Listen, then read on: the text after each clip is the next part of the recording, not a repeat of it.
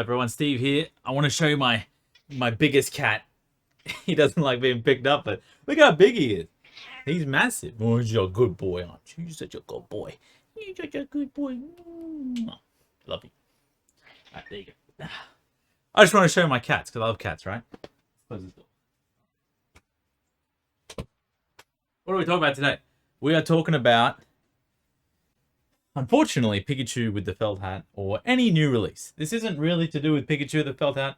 I might have drawn this, or I might have got, the guy to come here and paint it himself on my whiteboard. But we're talking about, as a collector or a seller, when to buy the new releases.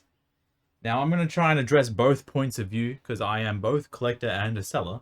So I have been one to participate in buying new releases from time to time, to eventually sell them. And I've also kind of been the kind of collector to buy into a new release when it first comes out. Let's start off with a few questions.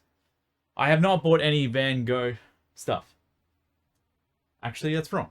I have like 2 postcards and a flower print thing to go on the wall. I don't have any Pikachu cards. I don't have the Pikachu plush yet. I'm just going to wait. Okay, that's me personally. I'm going to explain all that now. But just so anyone thinks I'm trying to pump something, I'm not. So let's get rid of this drawing somehow. Does this rub off? Oh, it does. Okay. So this has been a pretty highly requested topic. An extremely highly requested topic. Look at it. It looks like it's still there. I gotta clean this whiteboard. It's been a really highly requested topic of like, hey Steve, when should I buy? When should I get it? And I'm just like, yo, chill out. I'll do something on it. I'll explain it from my perspective. So what we're currently experiencing is this thing here. FOMO, right? You can't really see that. Bend it forward there. Fear of missing out. Because you're worried that you're gonna miss out. It's dropped. You're worried it's gonna miss out. It's gonna be terrible. So this is usually what happens. Remember, all this is my opinion. I'm not a real person. I'm actually a homeless man. I can't even afford to buy Pokemon cards. Don't worry about what I have to say, okay? So, all right. Start off. Let's look at the lifetime. The life cycle of a new release. So we'll start here. And this will be release. This will be 6, 12 months. All right, so we got release, 6 months, 12 months. Understandable? So the item gets out, comes out on release, Pikachu promo, anything. It's anything. Anything that comes out, it always works the same. What's the last thing I can really think of? See, I don't usually participate in this sort of stuff, but it's not always just like special release promos or stuff like that. It could be Japanese 151. It's the last one that comes to mind. Cards come out. Everything expensive. No one can get the booster boxes. Everyone's buying it out. No one can get packs from Pokemon Center. Everything's going crazy. What happened to 151? On release? So this first example is Pokemon 151. We'll get to the Pikachu promo soon, I promise. On release, the raw cards will be in blue. They go like this. So we're about 1 to 3 months in. The raw cards instantly. This is 3 months right here. So we go 3 months. We'll go 9. So release 3, 6, 9, 12. Easy to understand. Raw cards just skyrocket, right? And this is usually the equilibrium point of the raw cards. And then the booster boxes, the retail price is kind of down here where it should be. But it never really doesn't skyrocket the retail price of booster boxes because it doesn't get a chance. Usually they actually just start here in the secondary market and they just go like this. And as far as I'm concerned, retail price of the booster boxes is like 5,000 yen, and secondary market price of 151 box is like 17 to 18,000 yen. I don't buy them that much. I don't look at them that much. It's around like 120 to 130 US a box, almost 200 boxes Australian, something like that. So the booster box of 151, it hasn't been 12 months yet, but like it's kind of just heading this way. It's not really doing like any sort of thing, but that's still product. That's not what we're talking about. We're talking about raw single cards, just like the new Van Gogh promo Pikachu. So first thing they did here, smells a bit better. So 151 singles, they came out. I think we're like 4 months out. Are we 4 months after 151 singles? I think we're 4 months, right? Correct me if I'm wrong. So they came out first month and a half, a bit crazy, then went down a bit, but then they stopped printing and they released another wave. So every time they release another wave, the singles get hit a little bit. Every time they release another wave, it just goes down, and all these little circles. I don't know if you guys can even see that, but all these little circles here are more releases because they pump more cards out. There's more available, more people get them, which is a great thing. Everyone should be able to get everything. And then after 3 months, we've pretty much hit the absolute low. Like, they didn't really start here, to be honest. Let me just clean this up a bit. They kind of started like here. So they start at this price. Everyone wants them. They go up, and then every single time they release more product, the prices just get lower and lower. And then new sets come out because, we just had a new set that come out in Japan 2 weeks ago with all that crazy card that looks like a cheese stick and all this other stuff. Whatever about that. More cards come out every 3 months, lowering the desirability of the previous set. And every 3 months, it kind of fits its point. And then after a year, no more gets printed. And then the market price of the cards actually starts to show because of time. Because the moment they stop printing the booster boxes, the cards have a little bit of time to kind of like mature, And then they actually start to see a little bit of rises here and there. Might go up like $1 to $5 every month or something if it's like a popular card. And that's what you're seeing now with sets that released like 1 year ago, 2 years ago. The cards are starting to trickle up a little bit in price because they're not pumping heaps out. And people like, maybe every 3 months they might release a new set, but every second set's a little bit of a dud. People go back and buy old stuff. So that's kind of what happens with like booster box single prices. So the booster box for 151 is still up here. But like the single prices will kind of just do this, and then they'll kind of flatline over time. And then you'll just see kind of like this. But whatever that means, whether it's like a $10 single turns into $13, this doesn't mean like $10 can turn into like 100. It's just like, 10 to 13 is still a lot. That's still 30%. I'm not gonna lie, that's still a huge jump in price.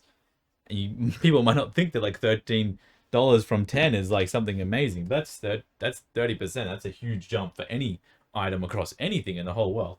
But that's kind of what happens with like new stock. Comes out really expensive after 3 months or something, especially single cards in this day and age. And why this is, or in my opinion of why this is, let me get my black pen. 3 letters. PSA. Yep. The end of the world. So what happens here is everyone buys, at least in the last 2 years that I've noticed, maybe a year and a half. Everyone buys as much as they can here, sends them to PSA, and at this point, the singles have been fleshed out. There's so many boxes printed, they've pushed them all out. After 1 to 2 months, everyone gets their cards, or lately like 2 to 3 months, everyone's getting their cards back from PSA. They start selling, they sell like crazy, and how am I supposed to explain this? Yeah, after like 2 to 3 months, they get their cards back from PSA. They bought at the highs, and they send it to PSA, and they have a lot of money in them, but everyone wants to buy them because they want to get the brand new PSA 10. And you'll see a modern card go from, what's one that I can explain? Maybe Unagaba Eevees, like, I think I saw them selling at like, 100. The very first people who got them back, selling like 100 USD each. And then, after 2 weeks, it was like 80. Another 2 weeks, it was like 60, and now I think almost all of them are like 50 to 60 US dollars. Now it's 50. You see the price just goes down over time, just like it does here when I explain the 151 prices. Nagaba Eevees are Nagaba Eevees are no like stranger to this situation. Also have to remember those cards were free, just like the one we're going to talk about next, the Van Gogh promos. So this is pretty much what happens. They spike a little bit, everyone sends to PSA.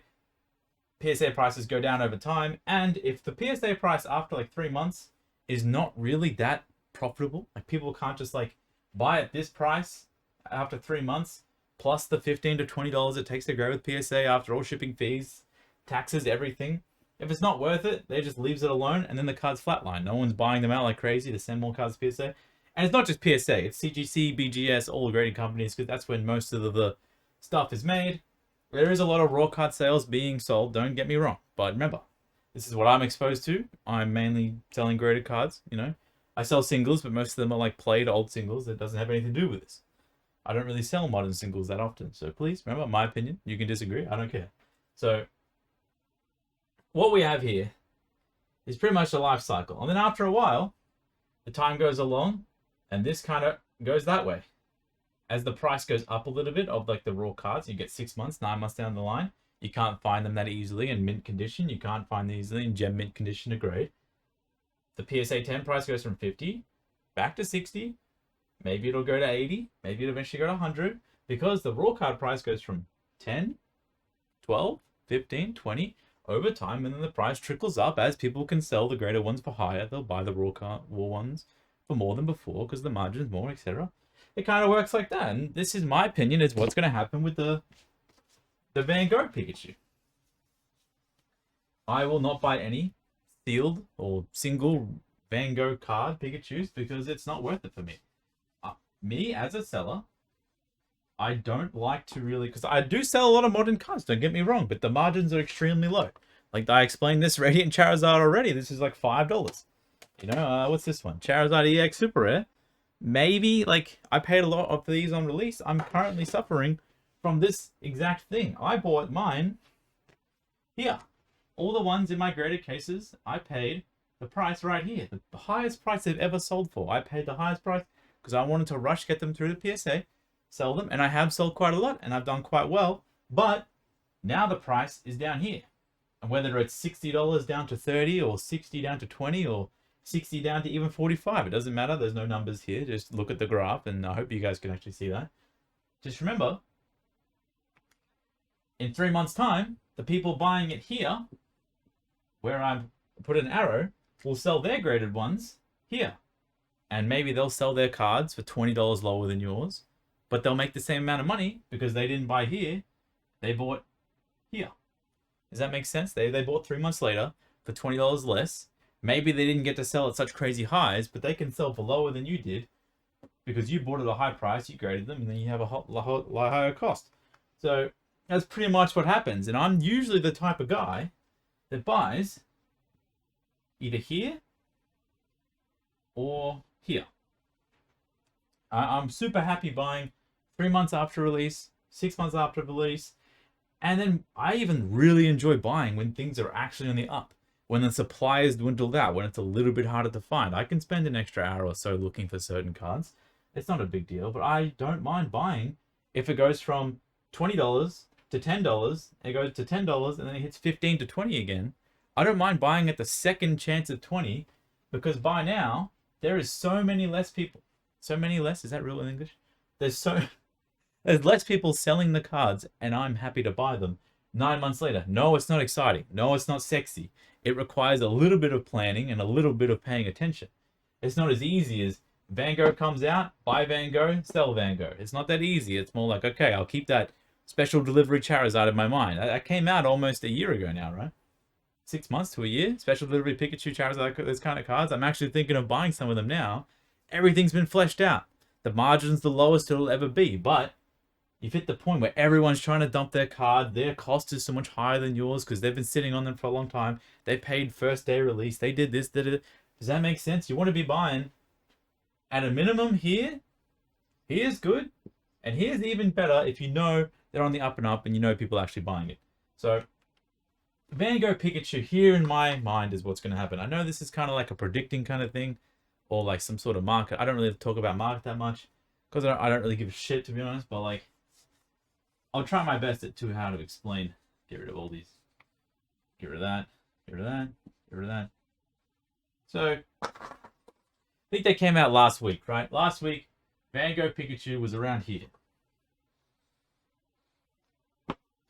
And all it's done is just do this.